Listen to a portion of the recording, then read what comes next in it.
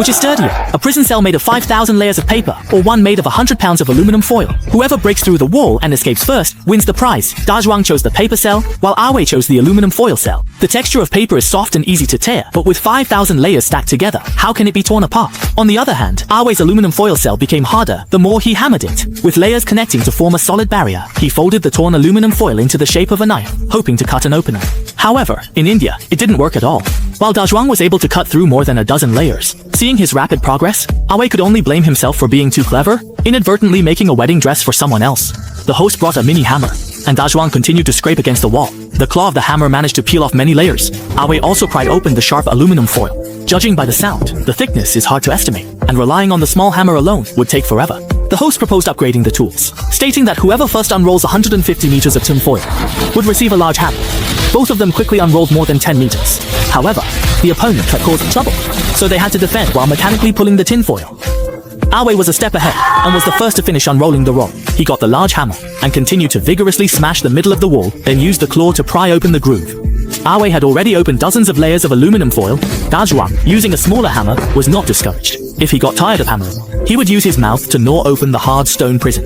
These soft papers were nothing to him. The host brought more tools again, and the sharp spike hammer was the icing on the cake.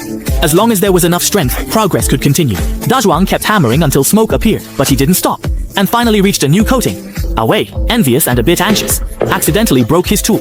Without a hammer, how could he continue? The host brought him a new tool, a spiked baseball bat. Awei smashed the torn aluminum foil to the side, and the groove in the middle was getting larger. As long as he hammered the easily moldable tin foil to both sides, he could create an opening. Da Zhuang watched with envy, and wanted to try the spiked club himself. And to his surprise, Awei agreed.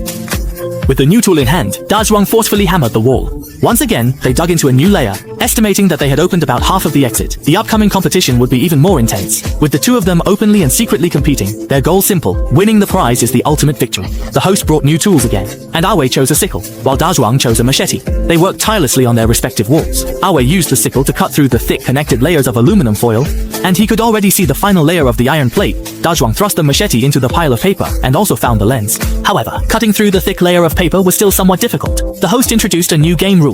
Whoever tears open a book first can get the big axe. Despite the thickness of the book, even with all their strength, it couldn't be torn apart. And even Da Zhuang's hands went numb from the effort, making it impossible to tear open. The host demonstrated personally, and Da Zhuang immediately grasped the essence, following suit and tearing open the book.